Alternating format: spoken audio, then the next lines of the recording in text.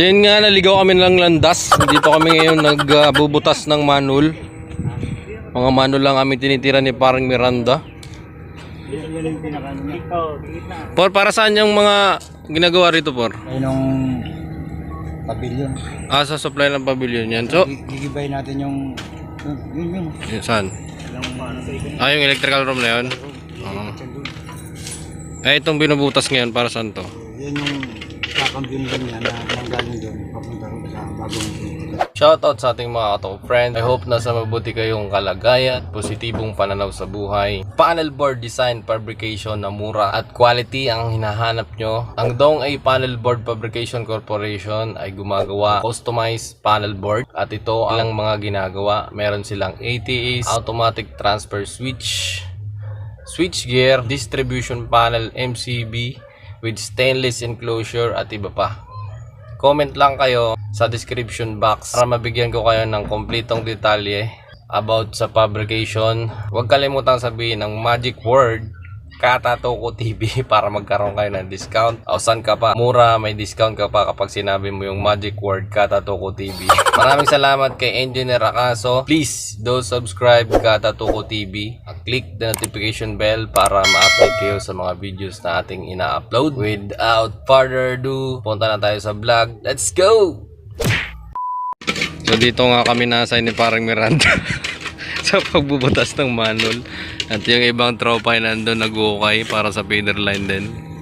So pupunta na kami doon kay parang Liban sa kabila, sa kabilang manhole. So see you later guys. Tibagan, let's go!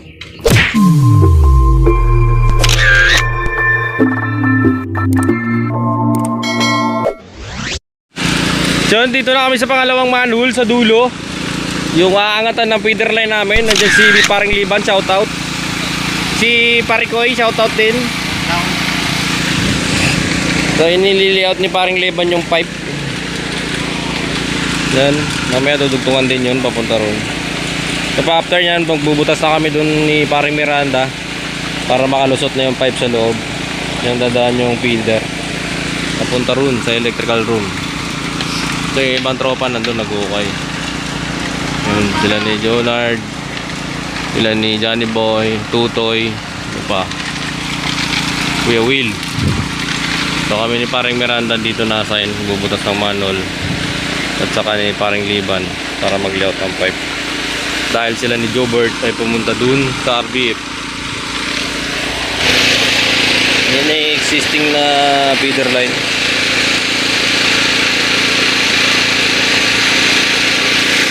So medyo maingay dito kasi genset ginamit namin at hindi kami makapag-connect dun sa electrical room. Bawal daw dun. So nag-genset muna kami.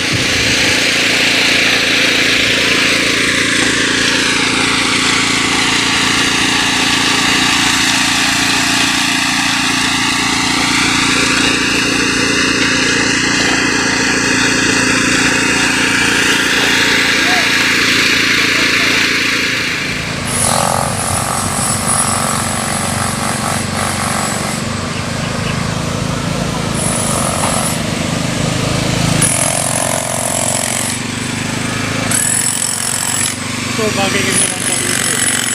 Kasi maliit siya. Ano yung karton doon po? Yung karton doon? Ako. Ha? Yung karton na po. Halang natin dito para hindi malusang dito.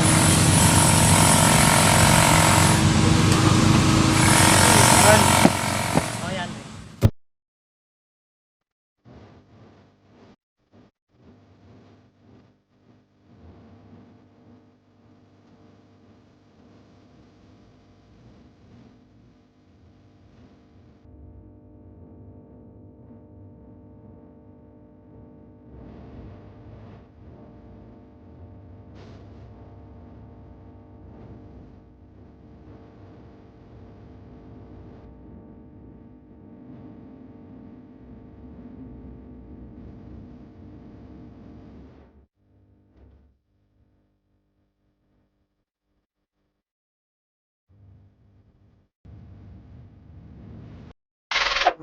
All good, so naipasok na lahat ng pipe dito sa binutas namin ni paring Miranda sa manhole. So sila ni Liban nag-layout niyan. Then napasok na rin dito sa kabila. Oil goods, tatambakan. Dito kahapon dinugtungan namin ng pipe to. May pasok na rin dito sa manhole. Binutas kahapon. So tatambakan na lang din to. Tatapalan yan. So mula doon sa dulong manhole, nakarating na rito yung pipe. Paikot. So tutusok pa yan doon sa dulong manhole na yun. Tapos ililipat yung connection yan dito lahat ng mga rito natabunan na mula dito hanggang doon.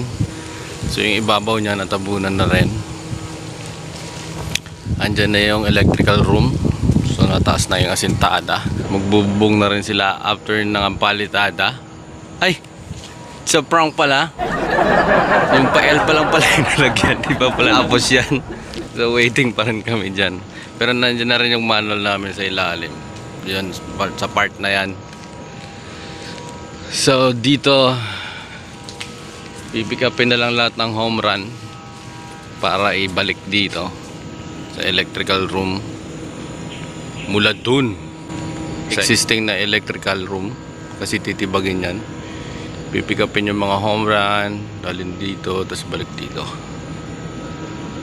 Yun, kung makikita nyo sa taas, naka-prepare na yung flexible, yung grid type B na flexible number 4, 100 meters. So manhole to manhole yan para walang dugtong. Papunta yan doon sa pinakadulong manhole may gilid ng kalsada. So later on, papakita din natin sa inyo yan kung paano nililibing yung flexible na yan. So ito na, okay na, talaga na rin ng pipe to. Binalik na rin nila yung Carabao grass. So dito tumawid dyan. Papunta rito sa pinakadulong manhole. Yun yung pinaka last. Ito yung nag-connect doon papunta sa may electrical. So dito yun pupunta yung flexible na D4.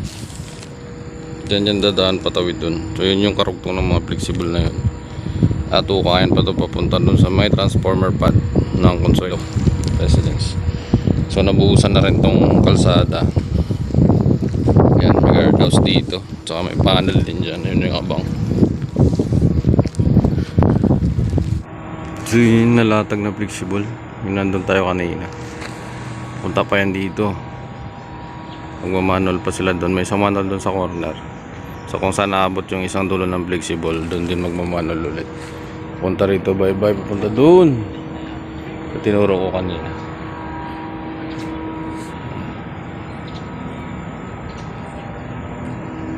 So mula dito hanggang dito, so tatawid pa yan dyan. Kalsada, chipping. Sa angat dito sa transformer pad malapit dito. So doon yan lulusot. So dito yung metro center ng Consuelo Residences. Yun. Mamaya dyan kami ulit ni Paring Miranda sa merge at sa single unit. So see you later guys. Let's go. Break time. So ayun na nga, bumalik kami dito sa merge para mag-wrapping ins ng mga utility box para sa CO ng double deck. Kasama ko rito si Paring Miranda, shout out. At nagchichiping kami ng mga panel board na iilan.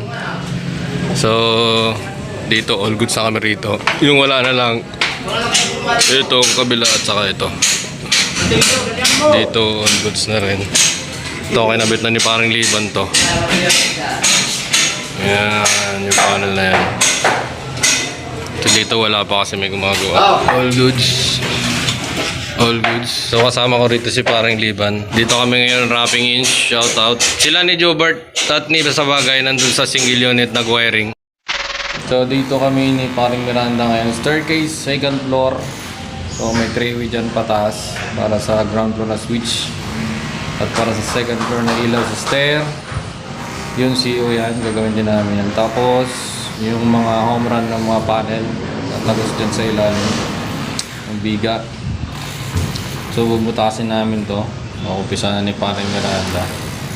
Kasi napalitadaan. Last time na sa merge kami, hindi namin alam na palitadaan na to. So, kaya ganyan yan. May isang switch pa rito para sa tray-way ng third floor pataas. Napalitadaan na rin. So, tiktika na naman. Kaya tayo sa taas. Dito bandang gitna may ilaw dito para sa second floor. So, mag-aabang din kami dyan mamaya. At mga home run para sa taas ng ceiling papunta ron sa nakaabang sa biga para sa mga panel sa 4 na bedroom. So, titirahin na namin ni parang Miranda to.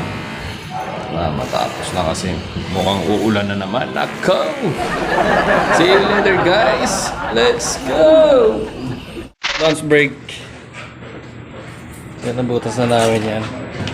Yung linya ng trayway yan sa ground floor. Bakit sa rito?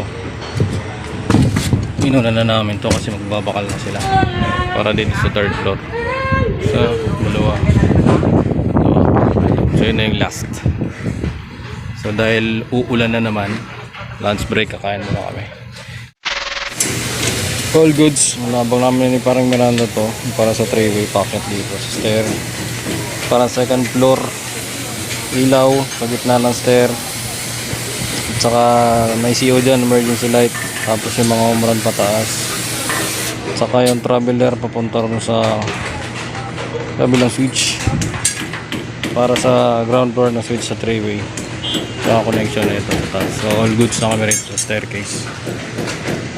See you in my next vlog. Maraming salamat sa patuloy na sumusuporta sa aking YouTube channel, sa Katatoko TV. Sa mga bago at maligaw sa channel ko, please do subscribe Katatoko. Don't forget to click the notification bell para ma-update kayo sa mga videos na ating ina-upload. Thank you so much. Peace. I'm out. Ay, wait lang. Next vlog natin, abangan nyo yung pagbubutas namin ng mga manhole para tuhugan ng pipe sa gagawing pavilion sa Consuelo Park.